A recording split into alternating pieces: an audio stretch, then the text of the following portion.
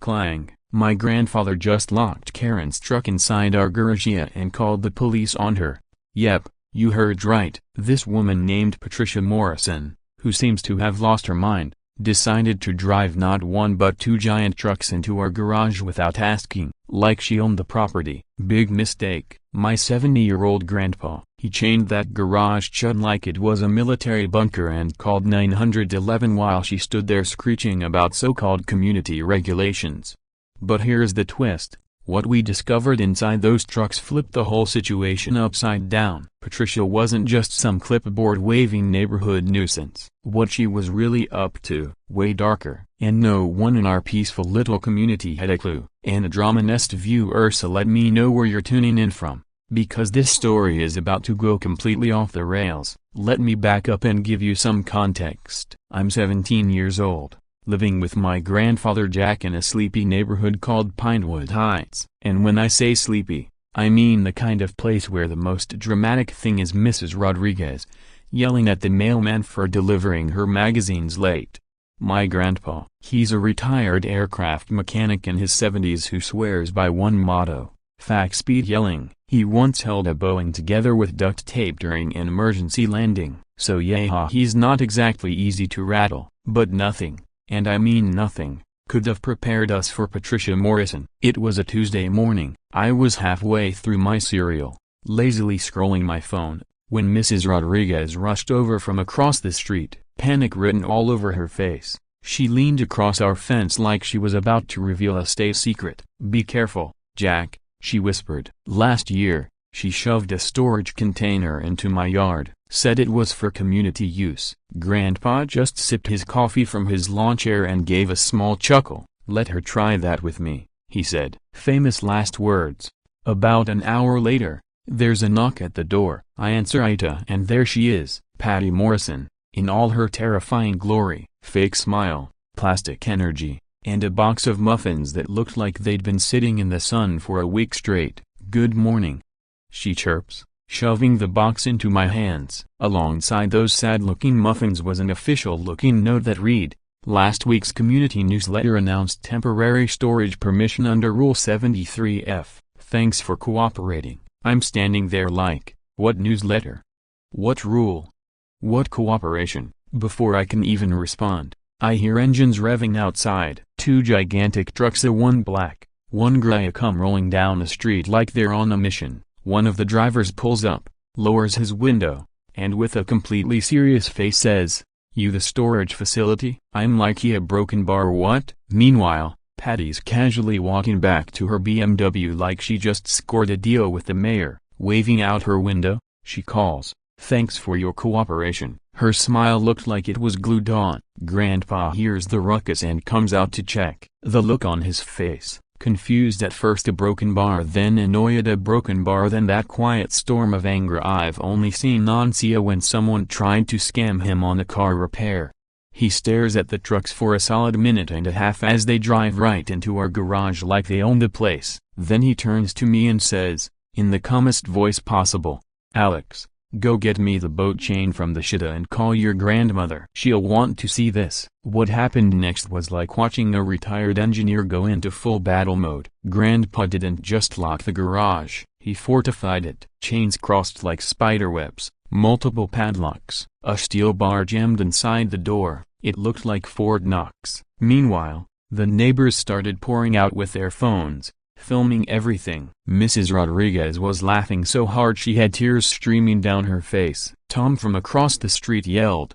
About time someone stood up to her. More neighbors joined in, recording and whispering, watching history unfold on our front lawn. When Grandpa was done securing the place, he dusted off his hands and turned to the crowd. "Let's see how her fake rules hold up against good old-fashioned stubbornness," he said. I've never felt prouder in my life. This man had just turned our garage into a weapon against the neighborhood tyrant, and acted like it was just another chore checked off his to-do list. The crowd was loving it, cheering, snapping photos, and I already knew this would be the most exciting thing Pinewood Heights had ever seen. 20 minutes later, Patty zooms back in her boudoir, this time in what I can only describe as a power suit, the kind you wear when you're about to ask for the manager and take over the business. Clipboard clutched like a sword, heels clicking like a timer. She marched up our driveway. "Jonathan Sterling," she declared, using my grandpa's full name like she was about to summon a demon. "Those vehicles contain essential equipment per municipal code, and you have no right to."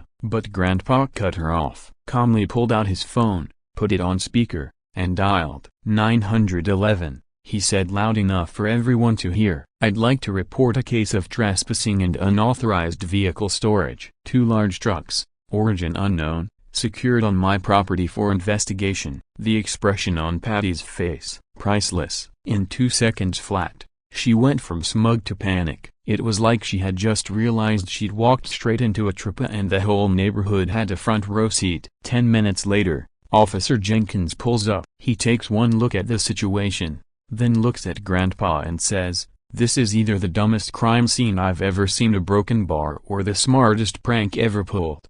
But even as we were laughing and high-fiving over the mini victory, something still felt off. A broken bar. We had no clue what we had just stepped into, because what Grandpa Jack didn't know yet was that those trucks held something that would flip everything he believed about our peaceful little community.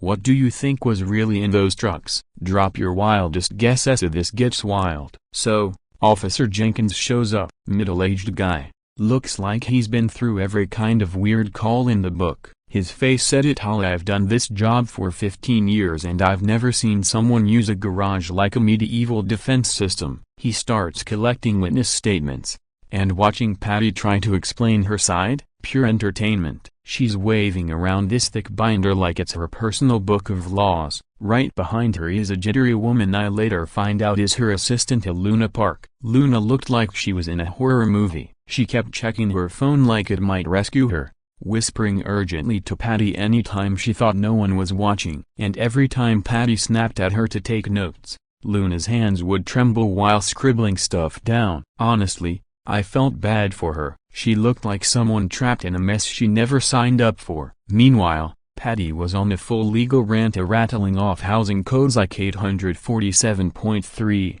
HO regulations, and resident compliance nonsense from back in 2020. It was like watching someone who learned the law by binge-watching courtroom TV shows. And my grandpa, just chilling in his lawn chair, sipping lemonade, watching the chaos unfold like it was a weekend soap opera. Finally, when Patty stops for a breath, Grandpa looks up, perfectly calm, and goes, "Fascinating, Patty. Did you also happen to bring my property deed? Because last I checked, Napoleon didn't manage to annex my garage either." The crowd lost it. Laughter everywhere. I'm pretty sure Officer Jenkins even had to fight back a smirk. But that's when Patty revealed she wasn't just a nosy neighbor with a clipboard. She was actually dangerous. When the whole legal scene fell apart and Jenkins told her flat out that she was trespassing, Patty made a phone call. I couldn't hear what she said, but the smirk on her face made my stomach twist. Next morning,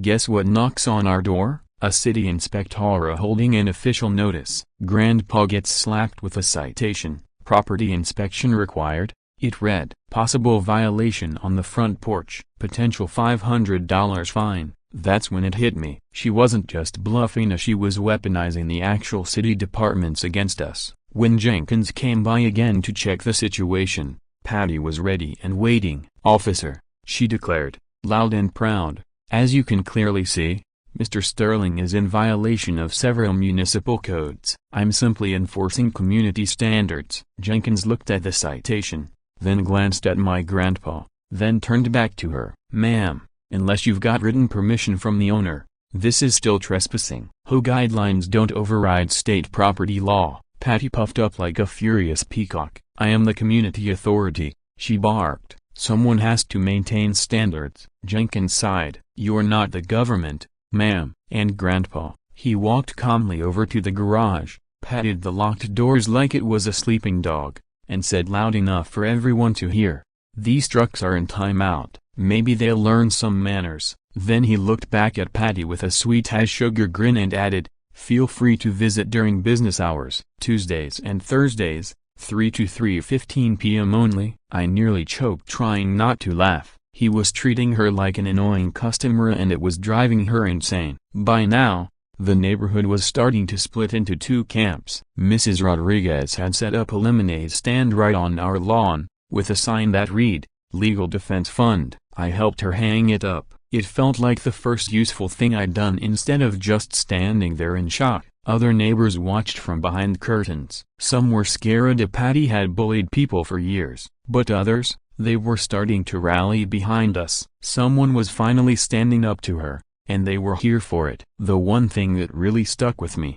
though, Luna. She kept looking at Grandpa like she was worried for him. Every time she leaned in to whisper something to Patty, I caught bits and pieces of phrases like "I don't think this is right" and "what if someone finds out?"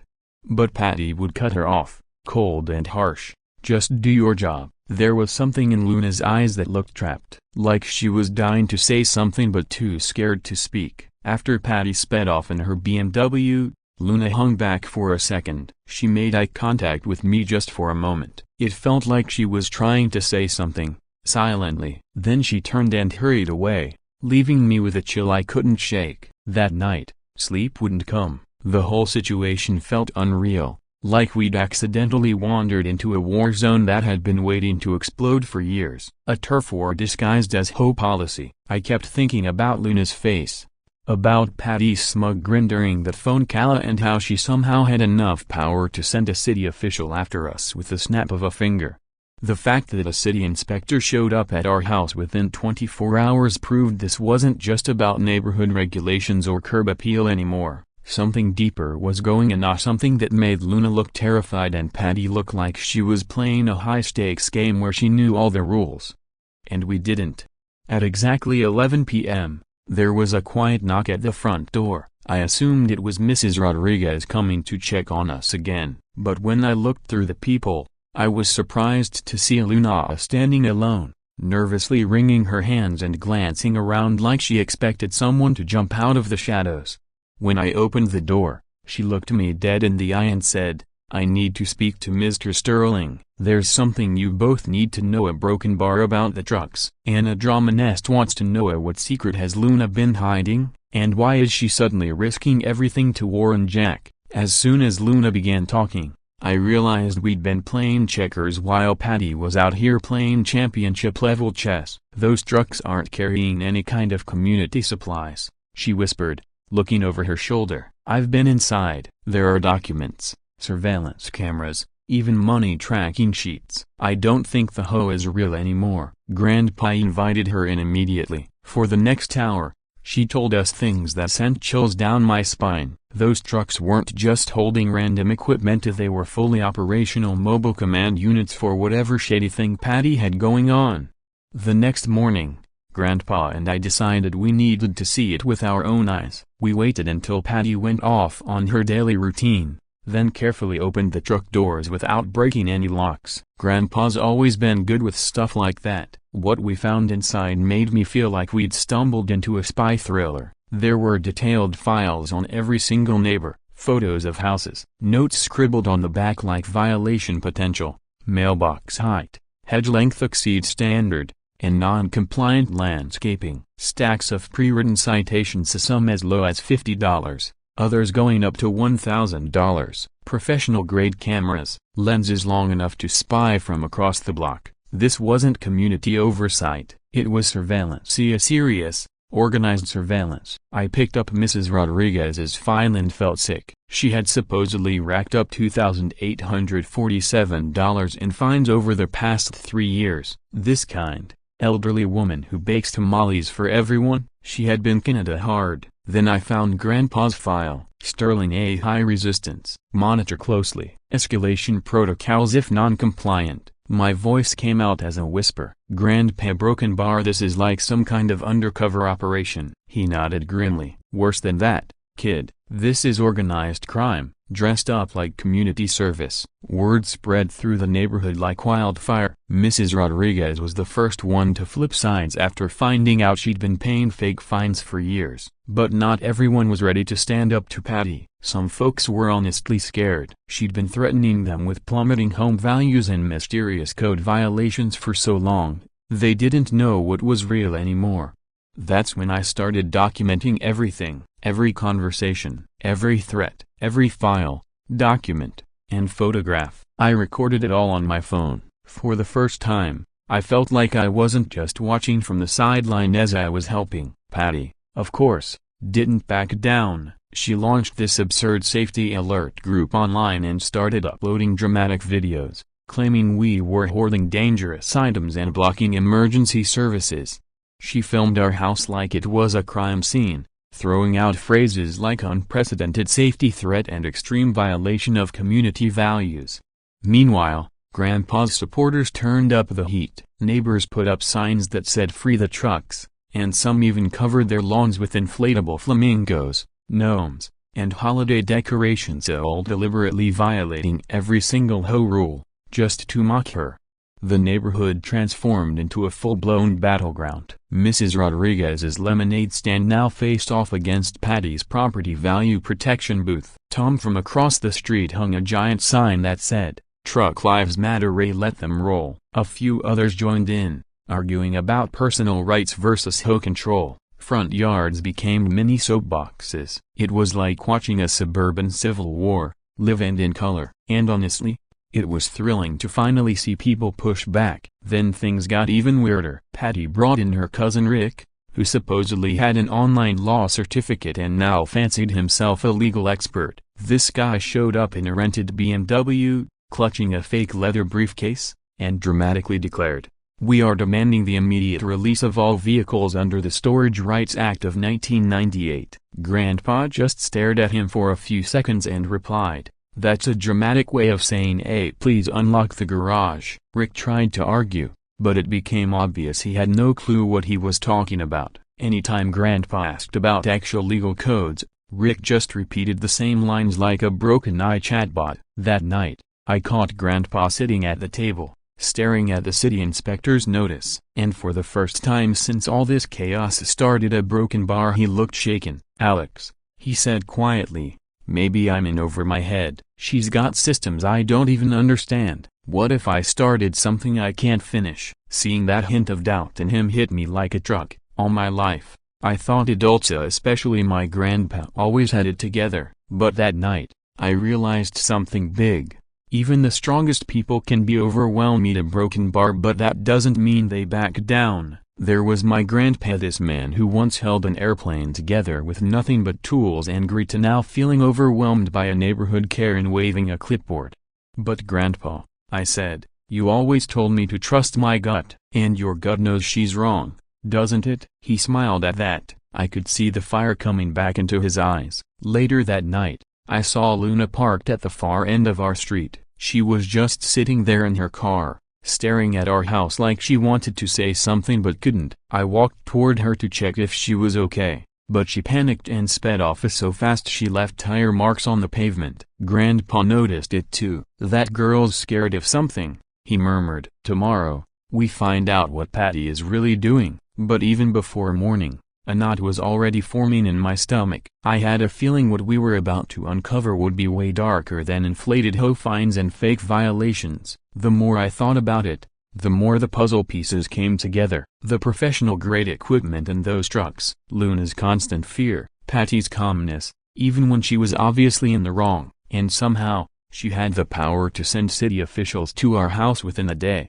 This wasn't just about control, it was about money, a serious money. And we had just locked up the evidence of what might be the most elaborate scam our neighborhood had ever seen. What could Patty possibly be hiding that had Luna too scared to speak? And what was really behind that clipboard and fake authority? Anna Drama Nest wants to know. Drop your wildest theory in the comments. The next morning, Luna returned to our doorstep, looking like she hadn't slept a minute. Her hands were shaking so much she could barely hold the coffee cup in her grip. When she started talking, everything suddenly made sense. "She's my aunt," Luna whispered, scanning the street like Patty might appear from the shadows. "And she's been blackmailing my family for the past 3 years." What Luna told us next was so disturbing it made my stomach churn. When she graduated college, burdened with crushing student debt, Patty offered her a job that sounded harmless, of filing hope paperwork, managing community rules,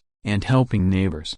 By the time Luna realized the truth, it was too late. Patty had her trapped. And the way she kept Luna in line? Absolutely brutal. Luna's mother was battling cancer. The medical bills had almost broken them. Patty found out, then used it against her. She said she'd report our financial situation to housing authorities. Luna said, tears now rolling down her cheeks, said she'd get us evicted, destroy our credit, make sure we couldn't rent anywhere again. Luna looked shattered. I was only 22. My mom was sick. I didn't know what else to do, so I helped her. And I've hated myself every single day since. Then Luna opened a folder that changed everything. Inside was solid proof. Patty hadn't just been faking hofiness as she was running a full-blown financial scam. She had shut down the actual hoe back in 2021, but she kept pretending it still existed. And every dollar she collected, it went straight into her personal account. Luna had the receipts of fake hoe letterheads, forged signatures, and bank records showing tens of thousands in deposits, labeled as community improvements that never actually happened.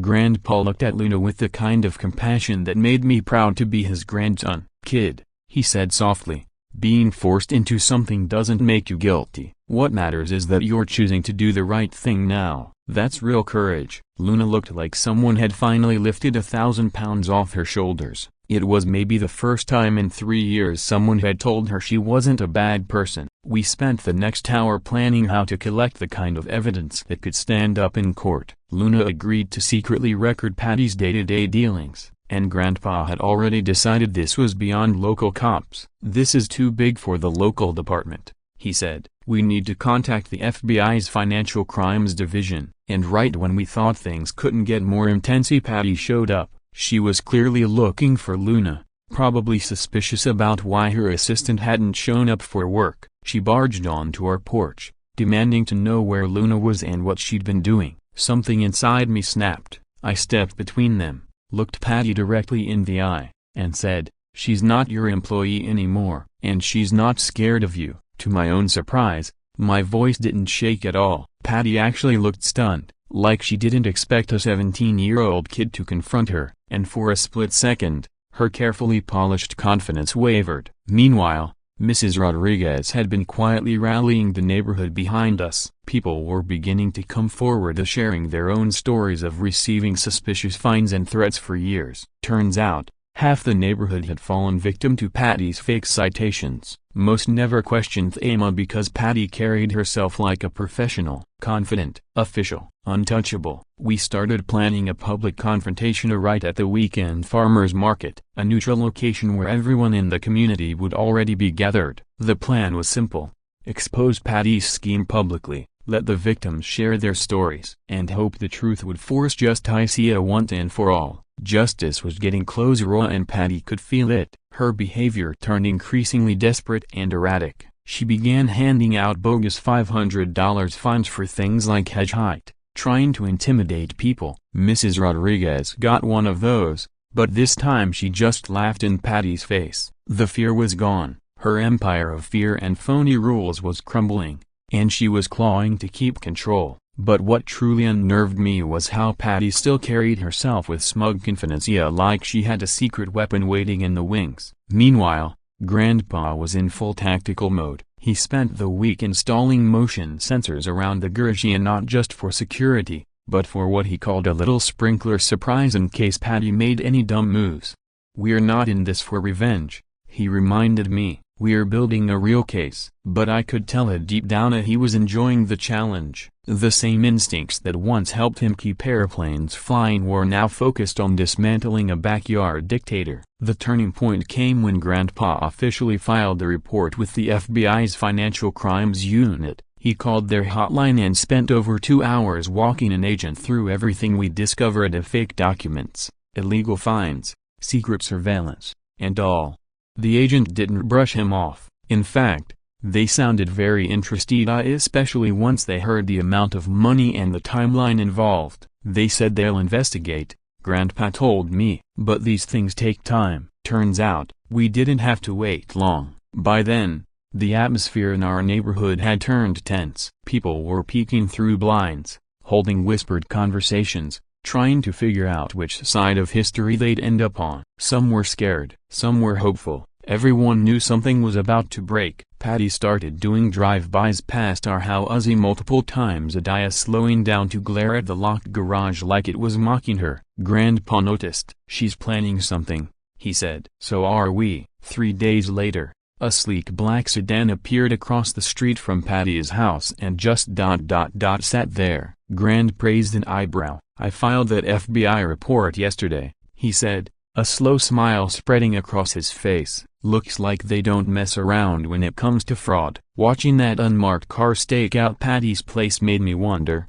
what else were they going to uncover? What if Patty's scheme went even deeper than we imagined? Anna Dramanesque viewer, so what do you think the feds discovered? Drop your predictions in the comments. The farmers market showdown felt like a scene straight from a movie. Grandpa had set up what he called the community truth booth, complete with a projector, evidence boxes, and copies of every document we had. Patty showed up flanked by Rick, yes, clipboard Rick again, and a whole squad of loyalists holding signs. She even had a banner that screamed, "Stop the lies, defend property values." They had their own booth across from us, called Defending Property Values, and the standoff was real. People from all over the neighborhood gathered. Luna had secretly tipped off a local news crew, and their camera was already rolling. The tension in the air, thick enough to slice. When Grandpa began his presentation, the crowd went silent. He laid it all out. The official paperwork that proved the hoe had been legally shut down in 2021. The forged bank records showing deposits into Patty's personal account. And heartbreaking testimonials from residents who had been conned for years. "Folks," he said clearly, his voice carrying across the market, "Patty Morrison has been running a fraudulent operation for 3 years, pretending to represent an hoe that no longer exists. Every dollar she collected was stolen." The gasps were audible. Patty's face flushed red, then purple, then some color I'm pretty sure isn't in the Crayola box. Then came the part that made everyone stop breathing. Mrs. Rodriguez stood up, hands trembling but voice steady. "I paid $2,847 thinking I was helping the community," she said. "I skipped meals to make those payments, because I thought I was doing the right thing." People were tearing up, one by one. Neighbors came forward sharing how Patty fined them for mailbox paint colors, garden layouts, or where their cars were parked. When we totaled it all, over $70,000 had been stolen in just 3 years. Then Luna stepped up to the mic. She looked terrified but brave. Her voice shook, but her message was crystal clear. "She's my aunt," Luna admitted, and a hush fell over the crowd. "I helped her because she blackmailed me." But families don't blackmail families. And neighbors don't steal from neighbors. The applause that followed was thunderous. You could actually feel the crowd shifting, turning toward her with understanding and respect. Luna had gone from villain to whistleblower in under a minute. Patty, desperate, tried to deflect. She pointed at me. "He's just a minor. None of this holds legal weight." That's when something inside me changed. I stepped forward and met her glare without flinching. "I'm 17, I said, voice strong, "and I've documented every fake notice you've issued, every scare tactic you've used, every lie. A broken bar, every neighbor you threatened," I finished, locking eyes with Patty. "And unlike you, I'm not afraid of the truth." The crowd erupted into cheers, and it hit me I'd just lived the most powerful moment of my life. A 17-year-old calling out a full-grown fraud in front of half a neighborhood. Then Patty snapped. She lunged forward, yanked the microphone from Luna's hands, and launched into a furious tirade. "I kept this place running. Without me, you'd all be living in chaos." People started laughing. That only made her louder. "I was just trying to keep things nice," she screamed, like that somehow justified years of manipulation. For a flicker of a second, I felt a little sympathy. She looked like a person clinging to a fantasy, convinced that terrorizing people was somehow noble. But that moment vanished the second I remembered everything she'd stolen, all the fear she'd sown, all the families she'd hurt. Then Grandpa stepped up with the final blow. He revealed the evidence we'd been holding back at the bombshells. Bank records with Patty's name on personal deposits, fake whole letters signed with forged signatures, audio recordings where Patty literally called her neighbors sheep and cash cows. Gasps broke out like a wave. And there, slinking toward the exit like a rat abandoning a sinking ship, was Ricker, Patty's wannabe illegal cousin. Briefcase in hand, eyes down, making his silent escape. "Looks like your lawyer just resigned," Grandpa quipped. Even some of Patty's own supporters laughed at that, but the laughter soon turned to shouting. The crowd wasn't amused anymore. Yeah, they were angry, demanding justice, calling for refunds, demanding police action. Patty looked completely trapped physically and emotionally. She clutched her clipboard like it could deflect the rage closing in around her, spinning in a panic, searching for a friendly face. There weren't any. Then someone yelled, "Who are those guys in suits?" We all turned. Two men in black suits were walking directly toward us. One of them held up a badge. Agent Martinez. He approached like it wasn't a farmer's market but a federal sting operation, a witch, I guess. It kind of was now. The crowd parted around him like he was Moses walking through the Red Sea. Patty froze, her face drained of all color. This wasn't a nosy neighbor or even the local police. This was serious, federal-level serious. The crowd went quiet, electric tension hanging in the air. Agent Martinez stopped in front of Patty and said calmly but firmly, "Mrs. Morrison, you're under investigation for mail fraud, wire fraud, identity theft, and impersonating a legal authority." You could have heard a pin drop. For a second, nobody moved. No one even breathed. Then, in a completely ridiculous moment of desperation, Patty tried to run. She shoved through the crowd, attempting to bulldoze her way to freedom, but this time, her neighbors weren't afraid of her. Not anymore.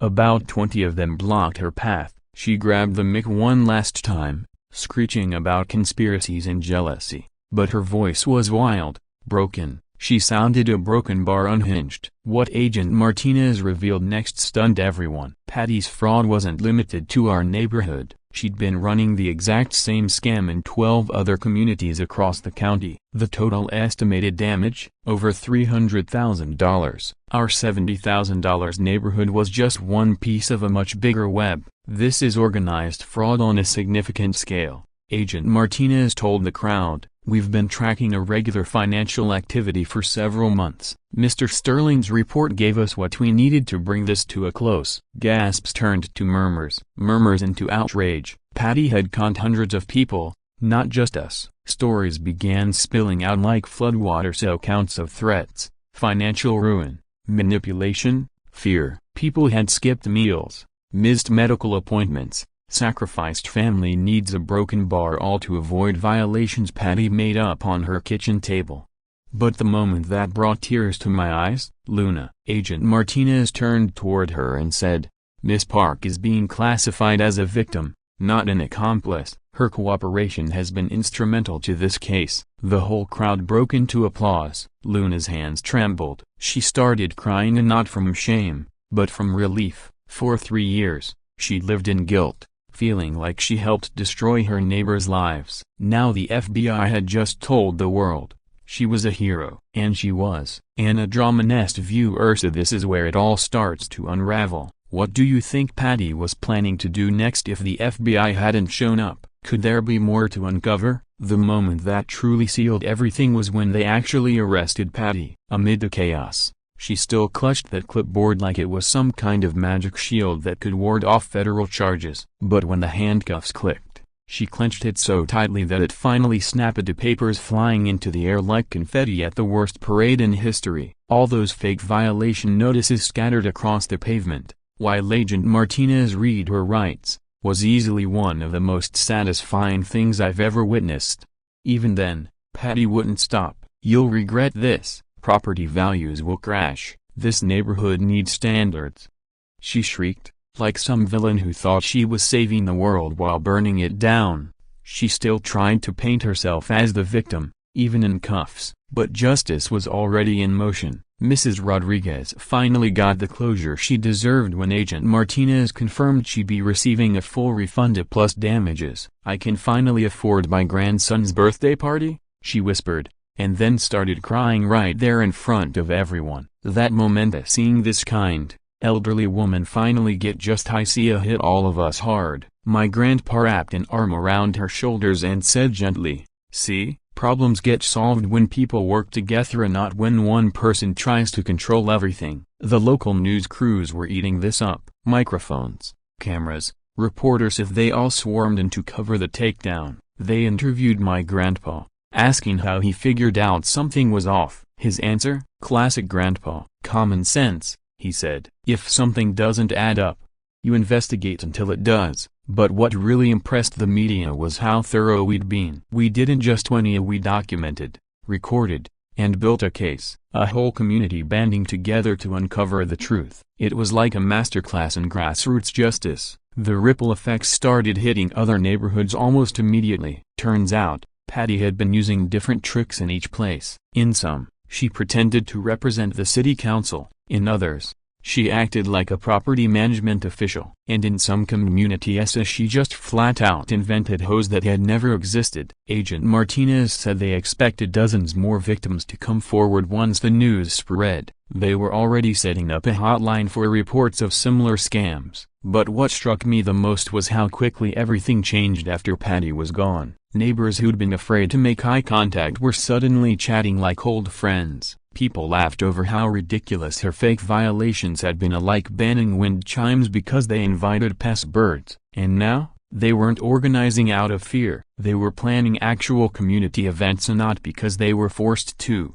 but because they wanted to. It felt like watching a neighborhood finally wake up from a 3-year nightmare. While packing up our evidence booth, Grandpa and I started talking about what came next. The criminal trial would take time, but the civil lawsuits of those would move faster. The FBI had already frozen Patty's accounts, seized her BMW, and confiscated all that ridiculous surveillance gear. There was money to repay the victims. Real money, real justice. The media attention didn't stop either. News stations from 3 cities picked up the story. Grandpa even got invited to appear on podcasts and YouTube interviews. He thought it was hilarious. "I just locked up some trucks," he kept saying. But people were fascinated. The story of an old man taking down an organized scam ring using nothing but common sense and sheer grit. It was like David versus Goliath, Pinewood Heights edition. And he ate a broken bar. Is Patty really gone for good? Or is there one final twist waiting in the shadows? Anadrama-nest viewers know the truth. Karens never give up that easy. So, what do you think? Is Patty planning something from behind bars? Share your wildest theories below. 3 months later, the neighborhood was unrecognizably in the best way. Legal proceedings moved faster than anyone had expected. Patty's car, surveillance equipment, and bank assets had all been seized. She was facing federal charges with a likely sentence of 5 to 7 years in prison. It wasn't just symbolic, it was real, tangible justice for all the people she had hurt. But the real victory? Watching our community come back to life. We threw a Freedom BBQ in Grandpa's backyard, and it was easily the best party Pinewood Heights had ever seen. Mrs. Rodriguez brought enough tamales to feed a small army. She kept laughing, saying, "This is the first time I've cooked without worrying about food smell violations." Every neighbor brought their fake citations to toss into a giant fire pit. Watching them burn was more than satisfying. It felt like exorcising a demon from the block. Kids ran wild. No one was measuring lawn lengths or decibel levels. People talked, shared food, made plans. For the first time in years, it felt like we were actually neighbors and not suspects. We voted unanimously to stay home free. No more fake boards, no more self-appointed tyrants, just people handling their own problems like actual adults. Miss Rodriguez summed it up best: "We don't need a fake hoe to scare us into being decent. We'll be decent because we care." Instead of lawsuits and legal drama, the neighborhood was talking and listening. Real conversations, real healing. My grandpa unofficially became the community's go-to helper, not because anyone voted for him, but because people trusted him. They'd just show up on his porch where he'd parked a lawn chair throne and asked for advice or help resolving little disputes. He always joked that his consultation fee was a six-pack of root beer from grateful neighbors. It was perfect. He got to help people without any of the power trip nonsense that had poisoned Patty. And Luna? Her transformation was nothing short of inspiring. She landed a legit job at the city's actual property management department, where her experience with shady hoes turned out to be incredibly valuable. She started visiting my grandpa weekly, and their bond became one of the most heartwarming things to come out of this whole roller coaster. "You taught me that courage grows with practice," she told him one afternoon. The pride in my grandpa's eyes was enough to make anyone tear up. Luna had gone from being Patty's scared assistant to becoming the neighborhood's most trusted source for real housing questions. No more fear, just facts, kindness, and integrity. As for me, everything changed. How I saw adults, how I saw authority, how I understood courage. I used to think grown-ups had it all figured out, that they had some magical knowledge that made them always right. But after seeing my grandpa doubt himself, watching Luna wrestle with guilt, and witnessing a whole neighborhood get manipulated by one clipboard-wielding tyrant, I finally got it. Adults are just people. Some of them stand up when it matters, and some hide. My grandpa told me he was proud of how I handled myself during the worst of it. But all I did was follow his example: use truth, use evidence, and never back down when something feels wrong. Mrs. Rodriguez became the neighborhood grandma we never knew we needed. She started a huge garden and no more fear of landscaping violations. Her grandkids visited more often now that she wasn't stressed over noise complaints or mailbox angles. "I feel like I finally got my home back," she told me one day, while watering her flowers. But she also admitted something that stuck with me: "Sometimes I still check my mailbox and hold my breath. Some wounds take longer to heal than others." Patty's reign of psychological terrorism had left deep marks, and not just financial ones. Ironically, all Patty's fearmongering about property values had backfired in the best possible way. Real estate agents began using our neighborhood as a selling point, the community that solved its own problems. People were actually excited to move into Pinewood Heights, where neighbors had each other's backs. And then there were the drama tourists, people who drove by just to take photos of Grandpa's famous garage. He thought it was hilarious. "Imagine going viral for locking up some trucks,"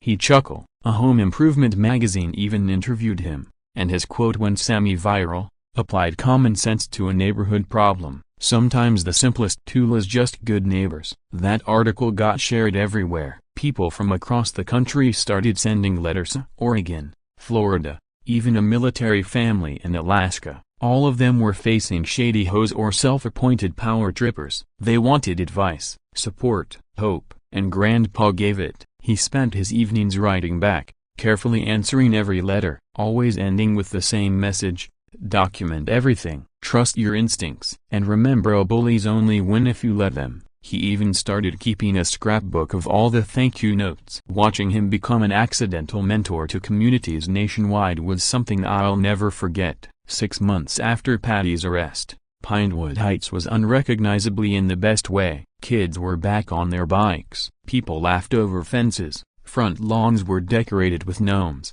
flamingos, and whatever else made people happier without worrying about some invisible rulebook. The fear was gone, replaced with joy, connection, and pride in something real. That's when I made the mistake. One thing's for sure, I joked to my grandpa, "At least we'll never have another surveillance problem." Right on cue, we both spotted a small drone buzzing quietly over the neighborhood, its camera angled straight at our houses like some mechanical vulture. After everything we'd been through, it had to be a coincidence, right? Or a broken bar. Is someone still watching the neighborhood that took down Patty Morrison? Anna Drama Nest wants to know, what do you think the drone means? Just a random Amazon delivery gone wrong? Or is this just the start of a brand new story? The whole thing turned into a dramatic comedy the moment that high-tech surveillance drone showed up, hovering over our neighborhood like some futuristic spy. Its camera aimed down at our homes, and panic broke out fast. Patty's revenge from prison. Someone shouted. Mrs. Rodriguez grabbed the broom like she was going to swat it out of the sky. Tom from across the street was already yelling, "Somebody call the FBI again." For a few intense minutes, it felt like our victory had been short-lived and the surveillance nightmare was somehow back. But my grandpa, ever the calm problem solver, didn't panic. He just got up, dusted off his jeans, and walked straight to the house where the drone seemed to be coming from. Marcus's place, the new guy who'd moved in about a month earlier. He knocked like he was just dropping by for tea. Marcus opened the door looking completely mortified, like a kid caught hacking the school computer. Turned out, Marcus was a tech entrepreneur who had heard about our infamous Ho disaster and thought he was being smart by setting up his own drone security system to monitor threats. The conversation that followed, equal parts hilarious and heartwarming. Marcus admitted he'd misunderstood the whole idea of community. He thought it meant surveillance, a broken bar, not friendship. My grandpa just smiled and dropped one of his signature lines. Community means knowing your neighbor's name, not watching their schedule. Embarrassed but sincere, Marcus brought the drone down immediately and started apologizing to the whole crowd that had gathered. Mrs. Rodriguez, who had gone from drone warrior to welcome wagon in under 5 minutes, called out, "I'm baking snickerdoodles if your robot wants one." The crowd lost it. Laughter, hugs, and warm introductions followed. Just like that, Marcus went from potential spy to neighborhood favorite. He joined the weekly BBQ rotation and became our unofficial tech support guy, helping elderly neighbors with their laptops and showing local kids how to build drones for fun, not surveillance. A week later, the comedy gold kept coming. My grandpa received a letter from Patty, all the way from prison. She was launching a new venture, Community Standards Compliance Certification, a correspondence courses available. You cannot make this stuff up. He read it out loud during one of our front yard gatherings and the entire neighborhood burst into laughter so loud it scared the birds away. He even framed the letter and hung it next to the garage as a reminder that some people truly never learn. The full circle moment came when a new family moved into Patty's old house. The wife knocked nervously, clearly having heard whispers of neighborhood drama. "I heard there was a broken bar, some kind of issue?" she asked cautiously. My grandpa grinned and said, "Only if you try to park in my garage without asking." She laughed and we knew she'd fit right in. The story became so iconic it ended up being used as a case study at the local college in a conflict resolution class. They called it, the Strolling Method, Common Sense Solutions to Human Problems. My grandpa was invited as a guest speaker. He told students, the best tool is often the simplest, common sensey and good neighbors. Watching him share wisdom with a classroom full of future community leaders was surreal. From retired airplane mechanic to unexpected professor of suburban justice, he'd found his calling. 1 year later, Pinewood Heights had become everything a neighborhood should be. Kids played outside without fear. Neighbors helped each other with yard work, babysitting, and weekend projects. People solved problems by talking and not filing complaints. Property values even went up, and not because of regulations, but because people wanted to live in a place that actually felt like home. The famous garage, now a local landmark, visitors stopped by just to hear the story of the time a grandpa locked up a Karen's trucks and triggered a federal investigation. Then came the perfect final joke. One afternoon, a delivery truck pulled up and the driver called out, "Hey, I've got a storage order here." My grandpa and I looked at each other and just lost it. "Sorry."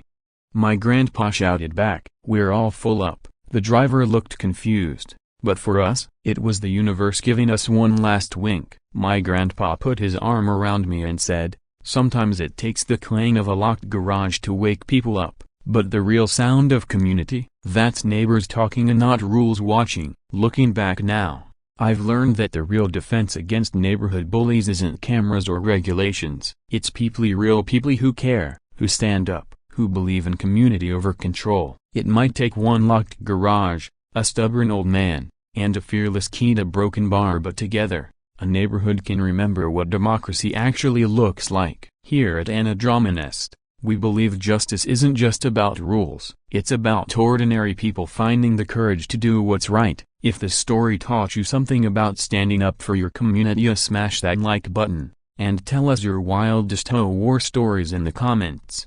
Because sometimes, all it takes is one person saying no to a broken bar to change everything. Thanks for watching. I'll see you in the next video where we dive into another unbelievable story of justice served. That's the end. Or is it? And a drama nest always has another twist waiting behind the next click. Hit subscribe, smash like, stay loud.